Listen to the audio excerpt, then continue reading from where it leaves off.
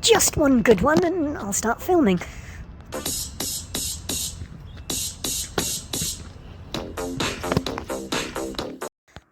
Erratic is the first experience of a kick serve attempt.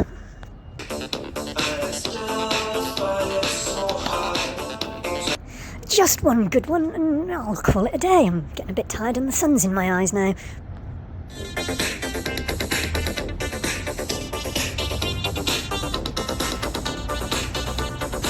First attempts at a kick serve in tennis.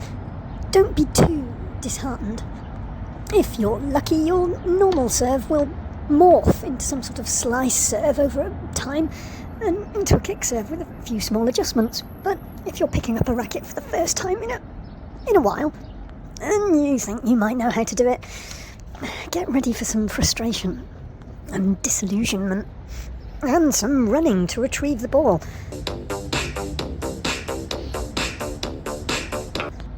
Erratic is the first experience of a kick serve.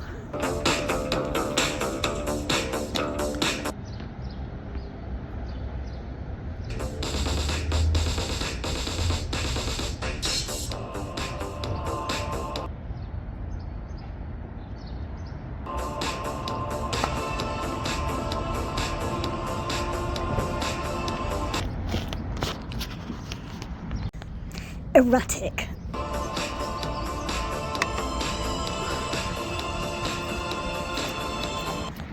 Erratic is the first experience.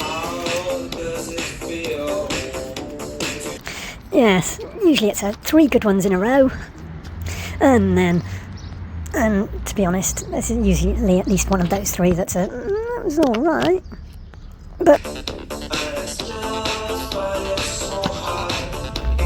kick serve, if you're getting the ball over the net, it's a real achievement.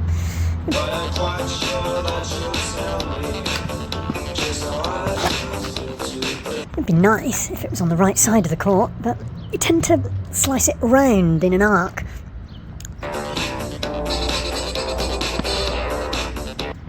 Or open it up much too much and it's off down the road to Wimbledon when you live closer to Roland Garros.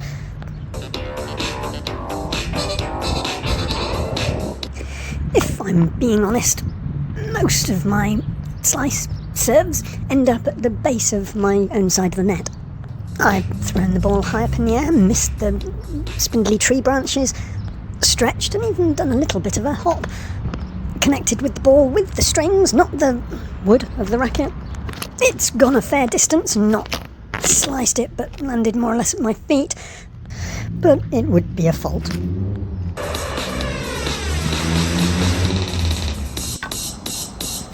Facing backwards to the net when you throw the ball.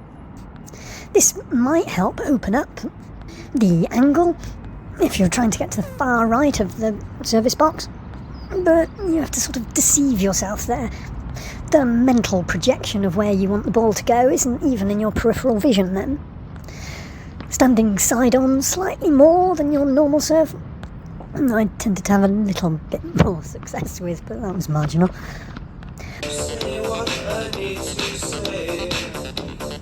I tended to think that if I opened things up so much that the ball went onto the roof of the 2-storey plus building, that it was some progress in itself, rather than slicing it so that it didn't even land in my own service boxes. The grip that I'm using, on a racket, there's probably a name for it, the sort of square edges. And on your hand, there's the nape between your creative curve and of your thumb, on your base of your palm, and the passion curve, I think, on the outside of your palm that joins to your little finger. The flat between the 2 square edges into the nape is where I've often had my grip for many a normal serve. I say normal,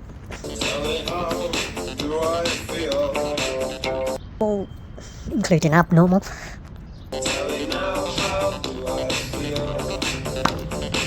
But then if I'm trying to serve to the right hand far corner of the opponent's service box, obviously the opponent's.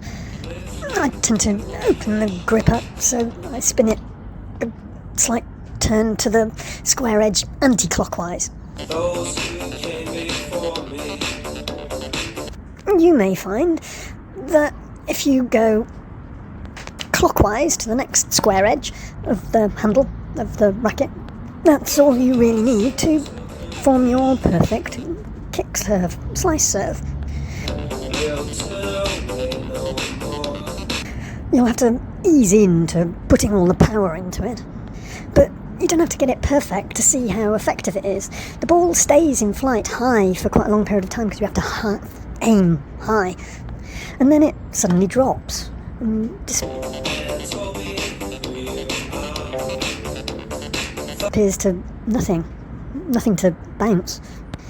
If you're really lucky, and it might just have been the car park lines on the floor that sent it that way. But I don't think so. I hit a few where they would have gone low over the net and bounced off to the left in a distinct spin to the left that would really quite disorientate an opponent. They'd be swatting away at flies, basically, away from the ball. No. Just one good one, and I'll call it a day. I'm getting a bit tired and the sun's in my eyes now.